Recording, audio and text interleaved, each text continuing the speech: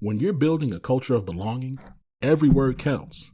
That's why Textio brings the world's most advanced language insights into your hiring and employer brand content. Our industry-leading approach to artificial intelligence and machine learning provides the tools needed to find more diverse candidates. In short, Textio builds more equitable workspaces, guiding businesses and writing more inclusive job posts. And we're building on that success by bringing even more products to the market for all people who share our belief that language matters.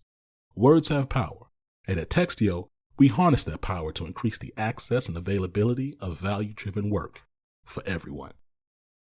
Good evening or good afternoon, wherever you are in the world, and welcome to the Thursday night edition of the Access Point. Excuse me.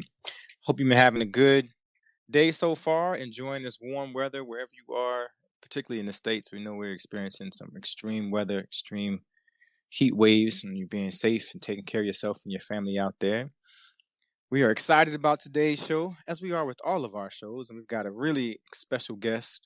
And tonight we're going to talk about sort of the halfway point of the summer and what that means for those of you who are working with particularly talented young people and young professionals in your offices at this summertime. Might be summer employees, particularly might be interns, and what we can be doing to make sure we're doing right by them. Let's start off with talking about who we are. This is the Access Point is part of Living Corporate, and Living Corporate is a digital media network consultancy focused on workplace equity and inclusion. Living Corporate centers and amplifies Black and Brown voices in the work of digital media production and business-to-business consulting. The network offers a variety of programming, and tonight, of course, you are here for the Access Point. The Access Point is a weekly webinar focused on preparing Black and Brown college students and early career professionals for the workforce by having the real talks they don't even know they need yet. We're going to focus particularly on the challenges for you, our listeners, are facing as you move through the early stages of your career. Quick disclaimer. The thoughts and views expressed in tonight's discussion do not reflect the view of any organization the host or guest may be affiliated with. Now let's go with introductions. We'll start with Dr. Wendy Edmonds. Well, good evening. I am Dr. Wendy M. Edmonds, and I am happy to be here. Thank you all for joining us. I am a consultant, a professor, and author. And what is it that I do? Well, there are people that come in and out of our lives all the time. I help you decide which ones are the gems and separate them from the counterfeits. I needed you so much earlier in my life. I'm so glad you're here. Give my quick introduction, Lonnie Morris. I also am a management professor and consultant. I spend my days working with people who are in extremely great professional positions and helping them understand how to make organizations work better and help you hate your job less. And today's guest is a really, really talented, extremely talented professional. So happy you have time to share with us tonight. So let's introduce Jeremy Hudson. Jeremy, why don't you give a brief intro? Yeah, absolutely. Thank you. First of all, thanks, Dr. Morris, Dr. Edmonds, for having me on. Super excited. I shared earlier, this is my first Twitter space, so I feel like I gotta do a good job for you guys. Welcome to the party. Welcome. It'll be fun. I am a global culture and engagement leader for a technologies company, and I focus largely on the employee experience. That's what I've been in for the majority of my career, and especially since this space has turned. I'm new in this technology industry and worked before. I spent 4 years in the Big Four at Ernst & Young leading their employee experience area also. So really excited to turn the page and look at what's trending in technology and take a look at a new type of professional that's working in that industry also. So excited to chat with you guys tonight. Thank you so much. That's exciting. That gives us a great place to start tonight. So we're checking in. It's the middle of the summer, thinking about all the incredibly talented young people who are in workspaces right now. And Jeremy, you said you've been responsible for the entire employee experience. So what is really happening say it's July, right? Into July, going into August. What's really happening from an organizational perspective as we think about the people who join us for short periods of time, particularly if they are in college and university spaces to come and work in our spaces? What should we be thinking about right now? Yeah, I think largely that depends on where those individuals are, right? And I say that meaning where they are in their internship. If this is a junior or a senior individual, you're thinking about assessing them, one, to determine if that's a high potential individual that we want to bring on as a full time employee. And for those individuals, I think one of the best things that you can ensure during this space is that they've got an opportunity to truly see the organization. What I appreciate about what's been changing about internships lately is if you think about when I was in college, I had the internship in a department. It was in healthcare. I had an internship in healthcare administration, and that's where I stayed. What I love about internships now is you get the opportunity to say, do I like accounting? Do I like HR? Do I like marketing? And these interns are rotating through that. And one of the critical components toward the end of that is I think to make sure that those rotations that they really enjoyed and those departments that felt like they were a good match, that those two individuals spend more time getting to know each other. Because as you guys know, where we are right now, just in the fight for talent or in the war for talent that's out there, we've got to make sure that not only is it a good fit on the organization side, but that it's a good fit for that intern side. Largely that means, did they have a good experience and did they mesh with the culture, not only of that organization, but also of the team and the peers with whom they'd be working. Thank you so much. That's a good sort of level set for us to sort of get us on the same page here. So I want to dig a little deeper into particularly around what's happening in our labor market right now. We recognize that there is a high appetite for remote work, at least in some industries, right? I think software development, we see that, IT, we see that, info design, marketing, probably. The June job reports shows us that the labor market is still strong. And I think this might be something that's sort of we're going with now, but maybe sort of carries over with us, that particularly Black and brown employees have high anxiety around layoffs. So when we hear a recession is coming and that organizations are pulling back, we know that we might be early on the chopping block for whatever reasons. So I'm thinking, what should we be doing right now, particularly from an organization space, when we think that our young brown and Black employee interns are up against this maybe imperfect storm here? Mhm. What should the employers and the supervisors of these folks be doing to make sure that your interns get the best out of in the summer? Yeah. Dr. Morris, I'm going to use a term that you've heard me use a lot. And I think this is the best time where our leaders have to have emotional intelligence, right? We've got to be able to connect with those individuals on a level where we're building empathy, but we're also developing trust, right? Because right now we got to have candid conversations. And I'm impressed by what I've seen as a trend in the industry also. And lots of companies saying we've got to go away from a culture of being nice to a culture of being truthful and being candid. And how do we address that? And I think that's a huge thing for leaders right now, is to ensure that they have built a trusted relationship with those interns, so that they can come to them and be transparent about what they're feeling, right? Ambiguity is what often leads to that anxiety. They don't know what's next. They don't know what's coming and what that means for them. If we reduce that ambiguity by setting that culture of candor and transparency, then we start to reduce that anxiety in our people. Jeremy, one of the things that I love that you say is empathy, right? Because if leaders are going to lead with empathy, that means they're going to have to be transparent. That's new for some leaders. It's also difficult for some leaders to transition into that space where they can build that trust. So that's interesting that you even mentioned that, but that is the direction in order for our young students to feel that they are, one, a part of the organization, two, that they are contributing to the organization, and three, that they are not just disposable. Yeah, I think what I think is interesting, Wendy, is you mentioned it being challenging, right? And I think so many of us that are in leadership positions have to be able to be uncomfortable with being challenged, right? And we've got to be able to challenge the status quo. And transparency is difficult for those leaders who don't fully understand what it means to be transparent.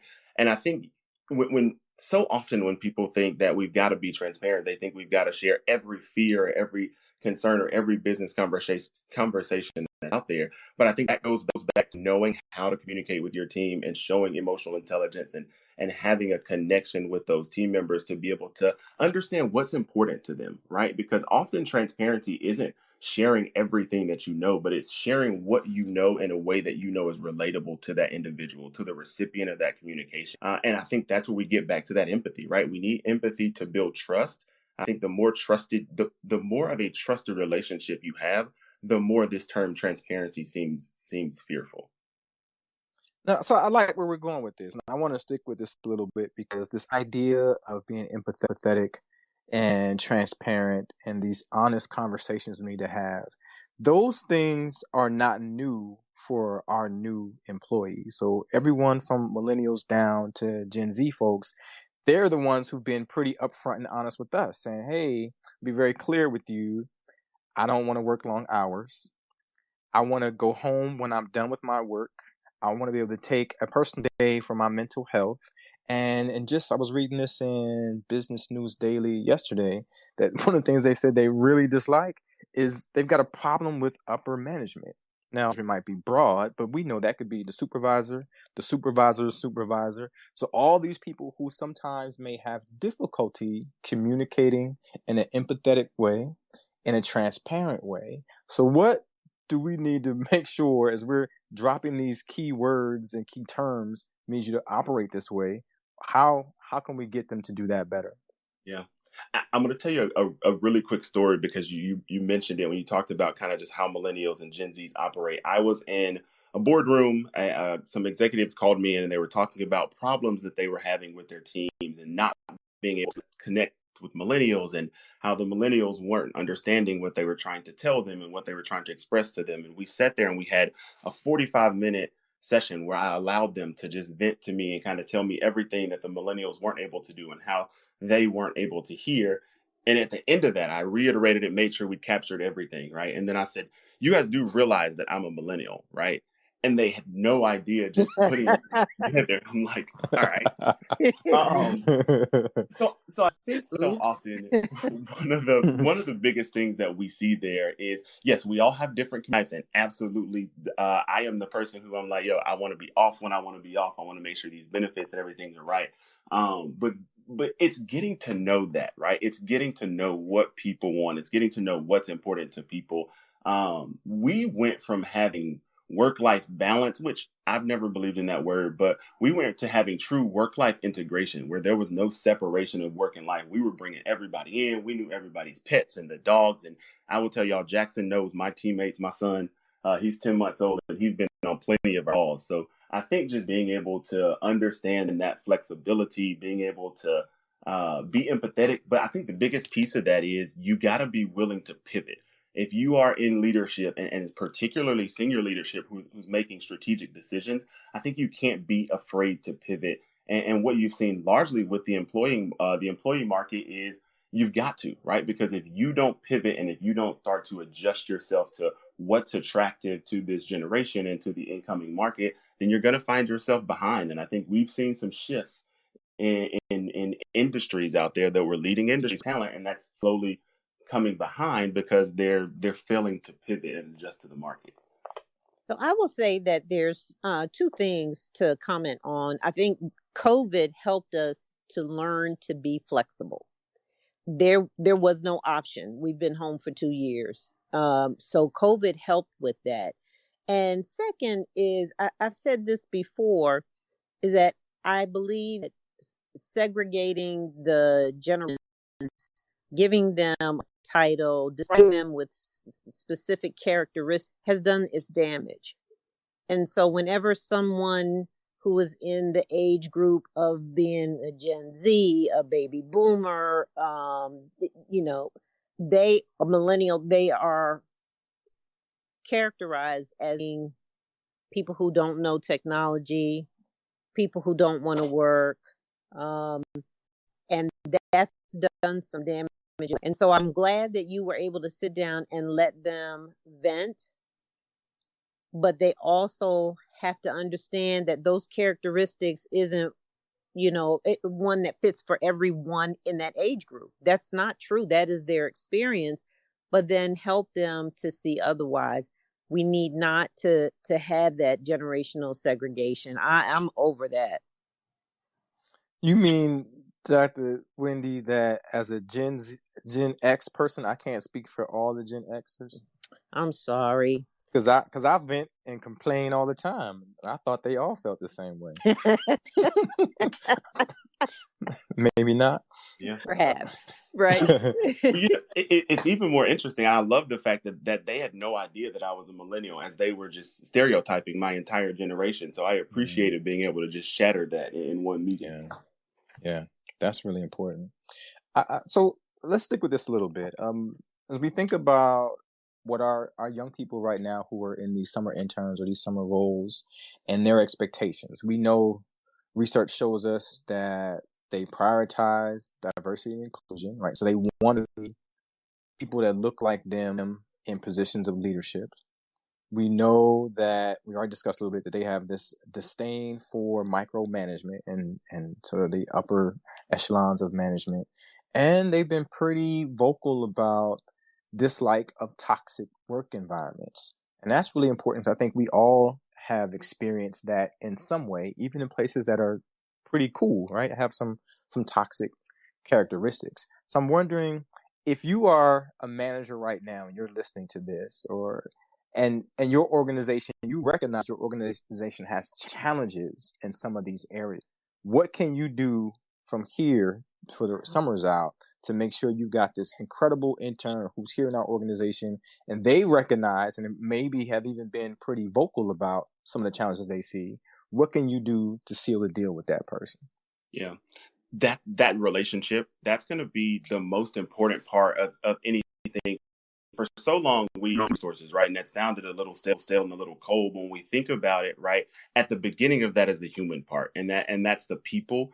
They got to make sure that there's a connection between you and that individual, right? You talked about they people want to make sure they're walking into an enjoyable workplace. If you think my role, think about this, like my role, my industry, my area of this industry didn't even exist 4 to 5 years ago.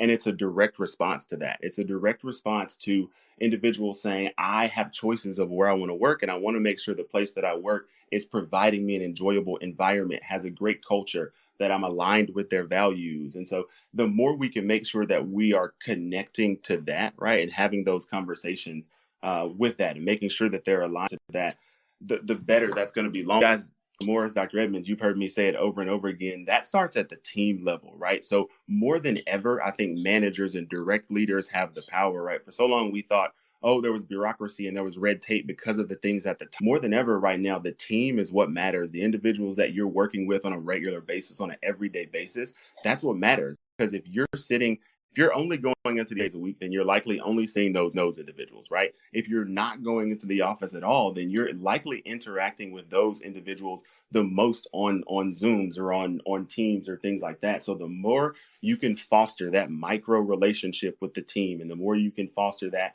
family-like or that team-like environment, that's what's going to sell. We've seen so often that interns have turned down higher paying jobs because of the experience or because of the environment that we've been able to create. Right.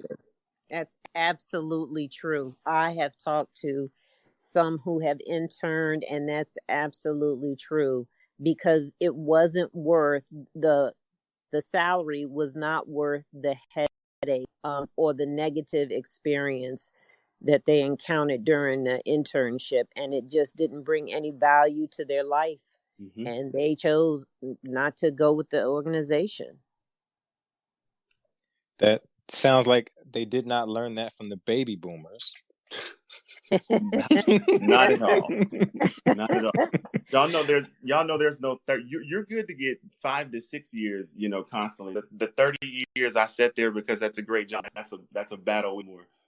Yeah. But I think back to my experience as an intern, and it was so horrible that I decided not to go into the government.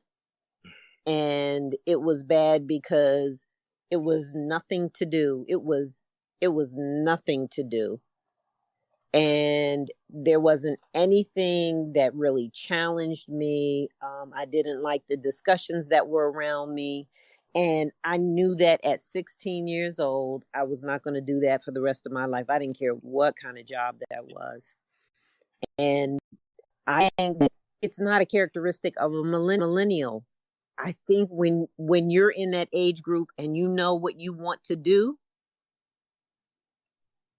you make your decision. Mm-hmm. And it is based on your experience. Mm-hmm.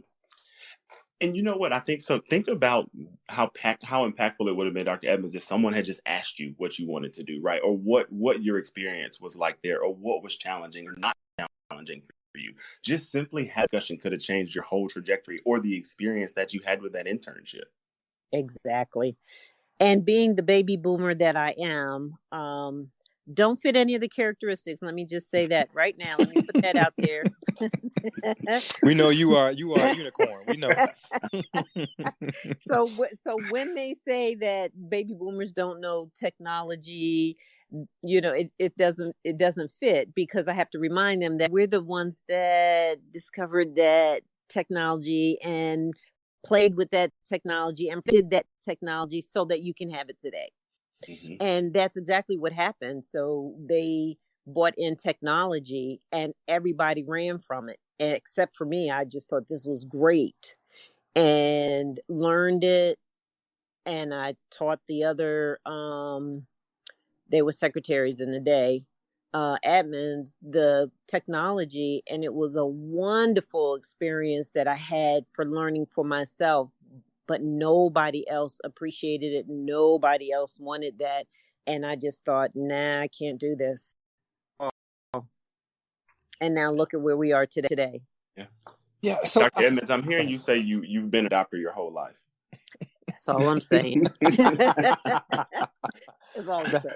That's fair. So I want to bring in something that seems to be very common in conversation right now, and there's some debate around what this means and what it looks like, but I want to contextualize it into this conversation about what's happening to young people in the workplace right now. So the resignation, right? And so hear about this and reading about everyone leaving their job, and we've talked here about how the pandemic has inspired some of that or caused some of that.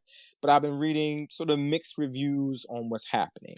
See, I read something on Vox.com and they were saying, well, the Great Resignation is really looking more like the Great Reflection now, that people aren't just leaving jobs, but thinking more about, what do I really want to do and what space do I really want to do that in, and how can I get the most out of the experience? Saw something on CNBC a couple of days ago and they said, well, the Great Resignation is looking more like rapid quitting now, that people are kind of hopping jobs saying, nope, I hate it, I'm going to hop to another one without really anchoring themselves to anything. And then I saw something in Forbes this week that talked about the Great Resignation turning into the Great Uncertainty. That we're really unclear about what's happening because there's so many moving parts. And so when we think about our young people and the things we're discussing right now, sort of finding connections in the workplace, having these honest conversations, expecting or at least desiring transparency from folks. So there are lots of options, right? People can say no and hop to something else or leave altogether. We're seeing a lot of that in the gig economy. So what should those of us who are supervising interns, managing, I know for you, Jeremy, managing the onboarding process for folks to getting them out into spaces when there are so many options available, right? We are not just competing with other internship providers now. We're competing with social media, people who can make money on TikTok, who can go and decide I'm going to have a vending business, or I can get into driving for one of the Uber or Lyft or something like that. How do we make sure that we still continue to pull people along on the career path if the Great Resignation and all the other things are open? Yeah, I feel like it's 15,000 nicknames, right? You've heard it, all those plus the Great Reshuffling and all these other things, and you know it. I'm a part of that, right? I was a part of what I consider the Great Reshuffle. That's a new one. I had not heard that one. You're welcome. when you look at this is why I think more than ever, employer brand is important, right? Because when you mentioned a couple of things, and especially when you're talking about our newer entrants to work, so like our college grads, those individuals who are coming either out of other internships, coming out of master's programs, or whatever that may be, that generation, we can get their attention a lot easier than we could get attention of others before, right? And they like to be felt. Not even I shouldn't say they. Everyone likes to be felt. Teammates like to be felt. They like to know that they're appreciated, and they like social media. So I say, you mentioned the onboarding process. One of the biggest things that I think companies have to be able to do is you got to have a reason for your interns to showcase you, right? You've got to figure out how to turn your interns into employee advocates. So that means from day one, when you start working at whatever company that is, that brand needs to, you got to kind of figure out how they get to drink the Kool-Aid, right? Because the more they're connected, the Oh, more they you feel didn't say that, connected. did you? Yeah, Yikes. I did. We'll tell you about that later. Oh Lord. Okay, we can edit it out. Reverse. All right. No, to feel connected to the culture. How about we leave it that way? But Yeah. truly, when you get there, like, what is it that connects you to that brand? That needs to be a box on their door with a T-shirt with something that they can post on social media and TikTok when it's opening. I can't tell you how many meetings I've had at work about what should a box look like when the person unpacks it, because we know it's going to go on social media. Literally, what happens when that box is unpacked, and then that brand is tagged, and now that experience is being shown across social media and is being enjoyed by individuals in that generation, right? That experience is what's being showcased. That connection helps, right? I think some of the other piece of it is you can't be afraid to fail. You talked about those gig economies and the great uncertainty. There's just going to be some time where, individual, we're going to have to try it. This is going to be a costly restructure, whatever we're calling it, reshuffle, resignation period. It's going to be costly for a lot of organizations because, as y'all know, it costs a lot to hire people, right? And the cost of hiring people is increasing because of what I just mentioned, all of these experiences that have to go along with hiring people. But I think you figure out one, is that a cultural fit, right, on both ends? So I think that's going to be extremely important. But man, you just got to care about people, like show people that they matter, that they're more than just a job. That's one of the biggest things that we hear. People want to know they're more than just a job, right? Because if they feel like they are just a job, or they feel like they're just a task, then they can go do that for any other company. And 9 times out of 10, if they're leaving, they can go do that for probably a little bit more money, right? Because they can probably get a little money if they jump. Or they can say, I can make this same thing by, you mentioned it, doing Uber, and I don't have a schedule, and now I got flexibility. So that's also why it's important to figure out, like, is flexibility important? And I listened to the director of culture, or the SVP of culture for the Atlanta Braves, made a comment the other day that I really appreciated. And she talked about how it can be both. You can create an environment where individuals can work and can enjoy their work and can still have time to play in the space that they want to play in, right? So if you want some gig work, or if you want to have a side job for so long in corporate, that's been things that we've talked about. No, you shouldn't do both of that. We figure out how to do that, right? Because ultimately, if they have to make the choice, then we don't want that gig economy, that gig job, to only be the choice. Why can't it be a both option? That's breaking tradition. That's walking away from tradition. Dr. Wendy, you know I like to shake the table now. Yeah, that is breaking tradition right there. And you are looking at talent acquisition as being complementary to the brand. Mm-hmm. Yeah. Yep. So I'm glad you got us there, because the next thing in my notes to talk about was polyworking.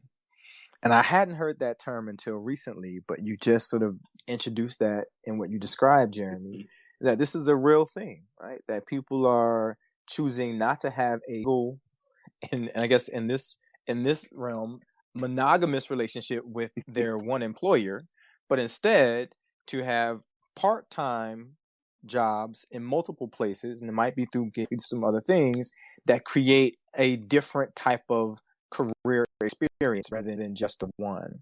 And so if you are in the organization right now and you aren't considering that, or if you are a young person who is going into an organization as an intern or for the summer, or you're finishing and you're thinking about this, what's the best way to sort of navigate that? how do we get the best of both worlds? Yeah. And that's Dr. Edmonds mentioned it. It's breaking tradition, right? So it's something that you ride the wave, because there's a lot, or not ride the wave, but you ride that line of have that conversation up front. I'm going to, especially any of our young professionals who are entering it, to have a conversation up front about whether or not that can happen, right? Because there's so many opportunities for conflicts of interest or non-competes or other things like that, and we don't want any of our young professionals to get into those. So if you do plan on doing that, ask your manager about it. Have those conversations up front about what happens if I am working another job. What do I need to do? And so often it's just report it, right? Just to ensure that there's not a conflict of interest. But number one, have the conversation. Number two, I think everybody's got to be real with themselves. My wife will tell you, I tell her all the time, there's no such thing as multitasking, right? We cannot do two things at once. So I'm not Say saying that one more time. Just say For the that people in the back. one more there, time. there Yes. it is. So when I've heard some of that, I've heard some people who are trying to work multiple jobs at the same time, right? And that's not what we're talking about here. We're talking about, like, you've done this Monday through Friday, you've got your thing, and then on the weekends maybe you do Uber Eats or after work or something like that. That's very different, right? But you've got to be able to balance it for two reasons. Something's going to happen at some point. Something's going to slip. Something's not going to be the best of the best. And if you are entering that work market, you got to know that it's a Shark Tank out there, right? Especially right now.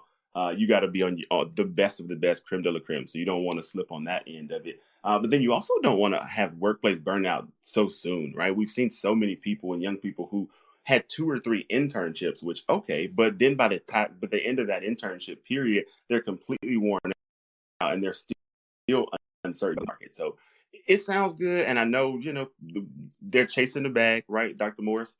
But sometimes that bag is not worth it. So make sure you know up front. So. I'm exhausted just listening. I feel like I need a vacation right now. I'm with it. My gosh, that's a lot. But it also made me think, right, that there are probably so many more of us that are in this poly working predicament that we haven't acknowledged, really, and that we definitely haven't declared to our employer. So this is you're definitely right. This is about breaking the mold and having new conversations, and it relates to what you talked about, Jeremy. This reshuffling, right? We are creating a new workforce and new expectations for work that typically we'll see some organizations that we see all the time will die out because they won't adjust in those ways, right? Yeah. Now you asked a very good point. I know it's probably some people saying, yeah, we're not going to be able to do that, right? That's the other piece of it. You've got to have a culture that allows you to do that, and goes back to what we were talking about, being transparency and trust and honesty, so that individuals feel okay coming to you and having those conversations. That makes me nervous. Right. Just thinking about the types of organizations that I've worked with, the types of clients I've had, and their organizations they've been in. That is a very scary thing, and that can be a scary thing not for people who are seasoned in their careers. So I can't imagine what it's like for someone who's newly entering the workforce, thinking, "Well, although we've said of our younger folks are pretty forthcoming and transparent about what they want, but it can be scary to say, hey, well, I'm going to do this job here, but I'm also going to do these other things, because I'm imagining what's happening in the background, right? Where they're thinking that people on the team are thinking you aren't contributing, or at least they'll begin to classify you as you aren't contributing as much because he's over here doing this other thing. Or you can't come to this function we're having on Saturday, which is a traditional workday for other people, because you have your other job, right? In air quotes. So there's a lot more sort of the psychological safety about just wanting to be honest about that. Yeah. And it's a big piece, and it's so much gray right now, because so many of us are changing cultures, and I'm using air quotes right now because some of it's lip service, right? And so, but Yeah. we've got to be able to back that up. So if we tell our people it's okay to do it, if that's the policy across the board, it's okay to do it. You guys know most often where the challenge comes is right what you just mentioned. When I go to my manager, now I'm concerned because of what my manager is going to say or what my teammates say. So that's why I say it's not a flip that switches overnight. That's a cultural change that's got to come top down, and it's got to come where everybody, these managers who've been in this organization for 40 years, have to be able to understand that this is how we do things, right? And they've got to be able to get on board with that. That's difficult. That is a difficult cultural shift, though. And Wendy, I'm thinking this, right? Because we see this often in organizations where the organization might create a policy statement that is flexible enough so that different units apply they see fit. That might relate to your geography, it might relate to your business process, but you can take this language and then apply it. And then what happens when we do work in equity in the workplace, what we find is that people are having very different experiences around that language that was designed to be flexible to give people autonomy in how to implement and execute. But now some people are having a pretty good experience with it, while other people feel that it is straining. What do we do about that? People, right? I think it goes back to that because when we had our son last year, when I worked for EY had a policy of 4-month parental leave, right? We got the same parental leave regardless whether it was maternal or paternal. So I was able to figure mine out. I took a month at a time and then I worked every other week. I did that because my leader, that she was okay with it, right? She understood what that meant for me. She was okay with that flexibility. I had another friend who worked for the organization who had a more challenging time, not even doing it, but this is just having the conversation. So it's got to be people. We talk about all the time how we're shuffling things around and we're shifting culture. Well, part of that comes with reorienting and reacclimating our people to that culture, right? If we got a manager that's been there for 25 years and they're doing things the way they've always done it, well, if we're shifting, we got to figure out what does leadership immersion look like for those individuals that have to also shift their mindset. So again, I think it goes back to making sure that at that team leader level or making sure that at that direct reporter level that there's buy-in of those policies, because otherwise, I mean, it's great to put it out and it's great to be able to say in your employee pitch that, hey, we got flexible PTO and you can do whatever, but if you can't take it, that's ultimately going to become that reputation, right? You mentioned millennials and Gen Zs and having no problem voicing their opinions. Well, I can guarantee you that if something happens that's contradictory to what the org says, then that's going to be on Fishbowl and Glassdoor real quick.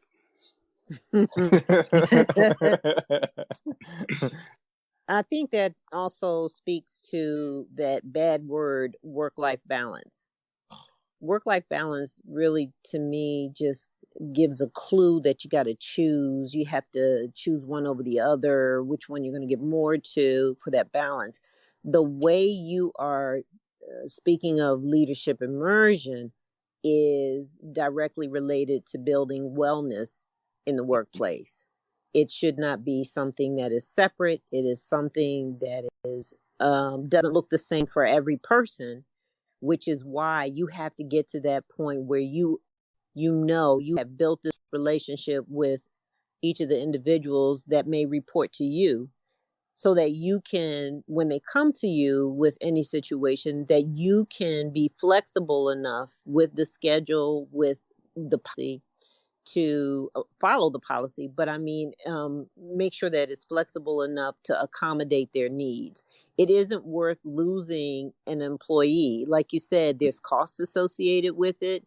There's that intelligence that goes right out the door. Otherwise, I mean, you're losing so much. So it's safer to build in wellness every day in the workspace. Yeah, I mean, if we want our people to bring their whole selves to work, to be 100 when they come, we've got to allow them to be that, right? Like we're not robots. I agree with you. I hate work-life balance, right? I've never believed in that. It's to me, we've got to be able to integrate it, right? Because balance sounds like we're doing 50-50. We don't do that. You guys know it. If that happens, that means when my cell phone goes off at 7 o'clock, then I shouldn't answer it at night. Right. But that happens. Yeah. I think that's another piece that you've seen a lot of, and sometimes we see some lip service because with the employee wellness piece, Wendy, because people love to throw, oh, we've got these resources and we've got these resources, but if you're not really helping your people understand what it means and how to utilize them, then I question, was it really there, or was it just to say, hey, we've got this? Yeah. Is it a checklist, or is it really part of the fabric of your organization? Yeah.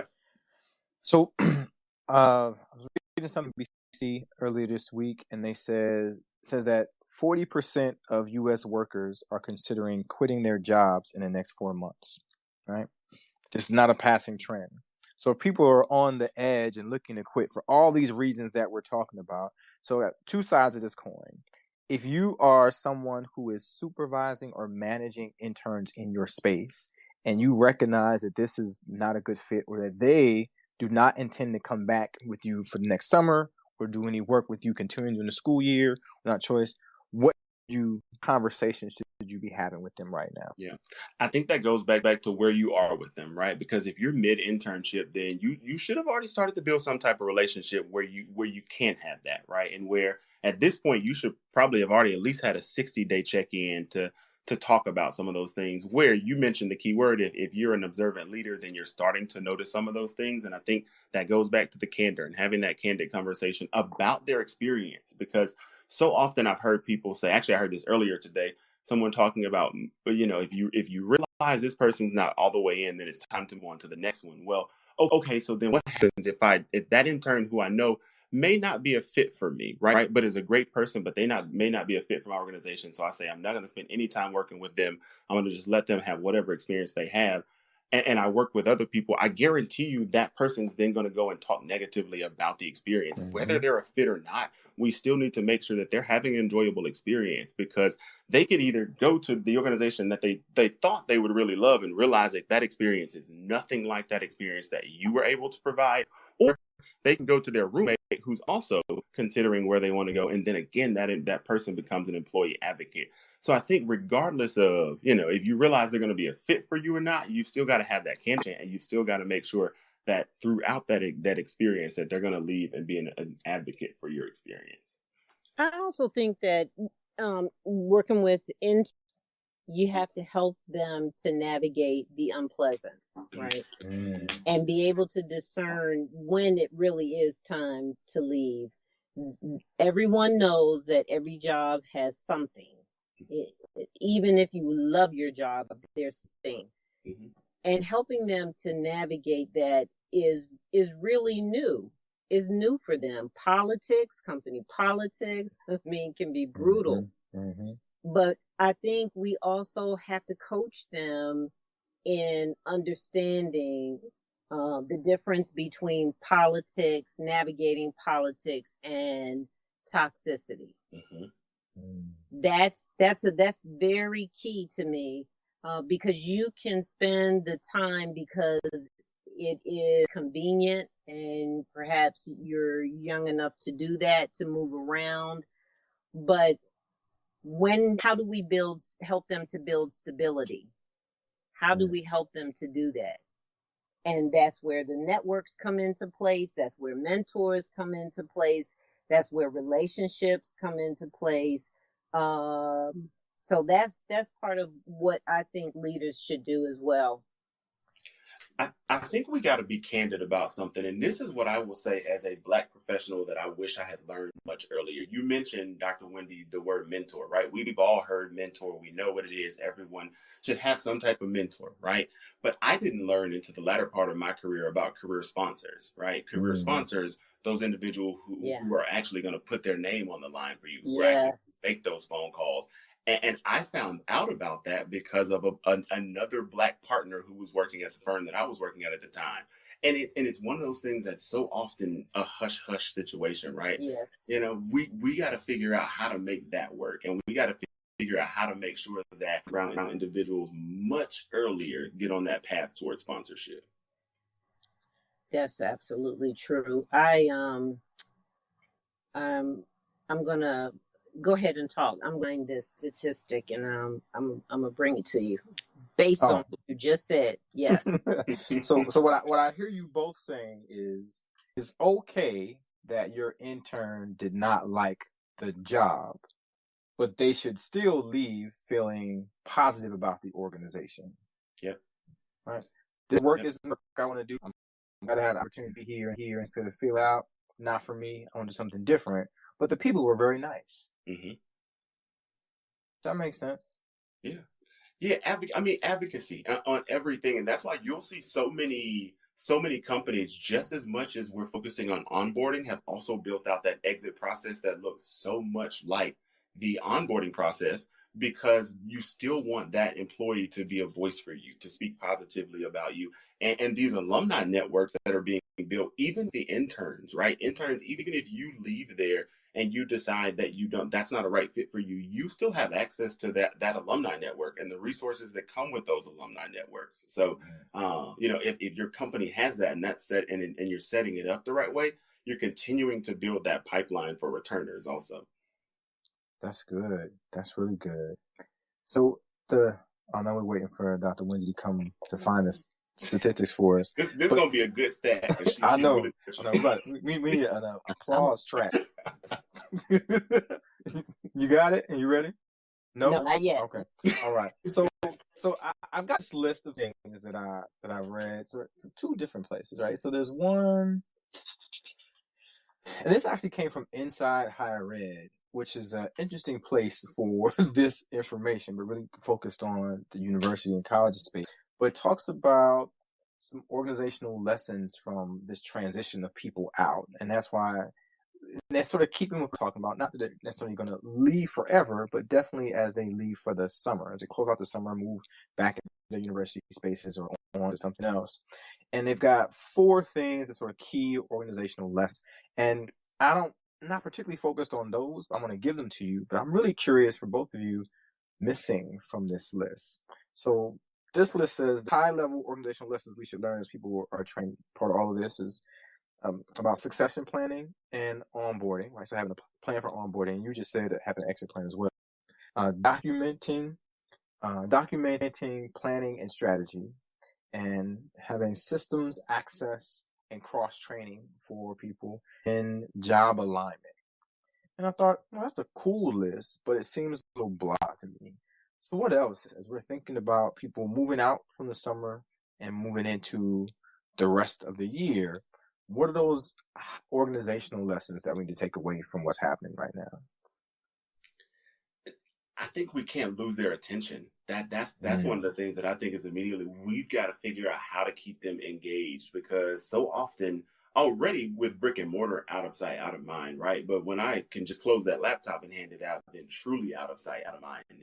So how do you keep them top of mind? How do you keep them engaged, whether that's activities that you're doing on the campus or virtual engagement activities or something? You've got to keep that experience with them. You've got to keep it top of mind. Go ahead. Oh, I'm sorry. No, go ahead. I was thinking too, inclusion. So why do we have to think of the activities? Why not let them lead? Come on now. Activities. Let them create what that activity looks like. So let's hear from them. Yeah, you're talking shaking the table again. You're talking about actually listening to people. She just flipped the whole table over right there. Huh? So here's the statistic I was looking for. So we know that diversity is very important. Even research shows that companies that are more diverse are more successful. However, when we look at the numbers, 59.5% of Black students and 53.3% of Latinx students participate in internships compared to their white counterparts at 68.2%. But this is still due to the struggle with inclusion, because the article that I'm reading from is internship opportunities for students of color. And what the research showed is that they're relying on the hiring practices such as referrals. Mm. And so that gives the advantage to white candidates over those who are Black, Indigenous, or people of color. So back to what you said, that sponsors are very important. There's a difference between a mentor and a sponsor. Yeah. And companies have to be open if they really want to be the company and the organization that fosters inclusion. You have to think about your hiring practices. How are you acquiring talent? And are the sponsors bringing the same kinds of people? Those are things to look at. Yeah. Yeah. Yeah, I think, and we, when we get in these positions and the opportunity and have these opportunities, I think we've also got to remember, like, we've got to remember those stats, and we've got to remember that, because it's one thing for us to talk about it, but we've also got to reach back, and we've got to be able to extend those opportunities. I had a young man, I was at a convention for work, and he was the valet.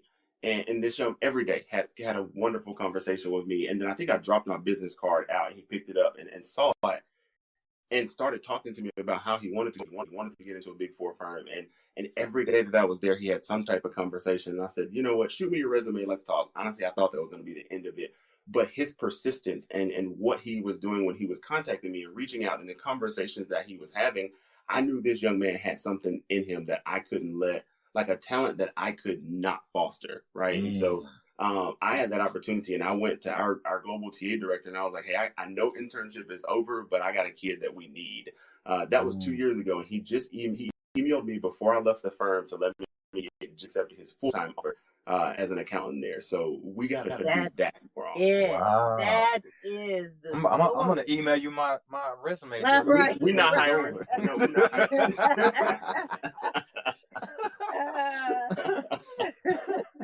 Oh, that's funny. So, all right. So as we think about sort of closing out this conversation, we've got maybe about 5 minutes or so left. I want to raise something that you may not know. July 28th, so coming up, is National. Oh, well, that's not the favorite time. Okay. It's National Intern Day. Did you know that? Did not. We learned something together today. See? July 28th is National Intern Day.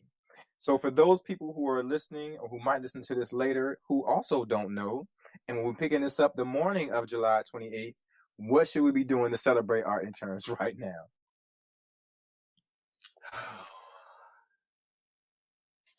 I think you should, first of all, if you have an internship program, that should be built in, right? Like, moments that matter and celebration should be already built in. At this point in the summer, it's about finding out what they enjoyed and making sure that they spend time with those people, right?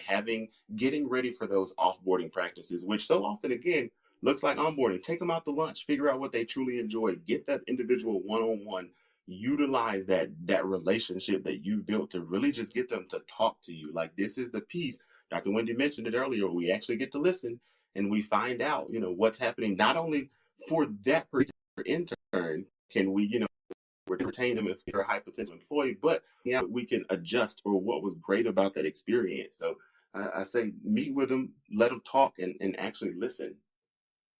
And I would say to pass that baton to the next person, meaning that introduce them to someone in your network, so that they are expanding their world, their experiences, their contacts, to help them, if they never come back to the organization, they do have some contacts other than you to go to the next level.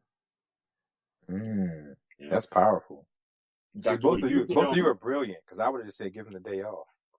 See, that's why we are. You know what? You hit on something that I do believe in, more importantly, and that's the one nugget that if I could leave nothing else, it's to build out your relationship map when you get somewhere, right? Because even if you don't stay, like, start that network, start contact, I'll start building those connections. Like when you start there, have a relationship map of who those individuals are, why you want to connect with them, what you want from them, and what you can also learn from them, and make it clear when you meet it, right? When you meet them, because that can go with you, whether you stay or not, right? If you stay, then you've started to build networks within the company. But if not, you just mentioned it, you start to get those external relationships that you can come back to, or that you can even start maybe building mentorships or things like that with. But start building that network early. That's right. This is why I enjoy talking to y'all so much. Any final comments? This was fun. I knew it would be fun with Dr. Edmonds. I questioned if it would be fun with Dr. Morris, but it worked. It was fun. Yes. And we will always celebrate National Intern Day rather than your birthday. Oh.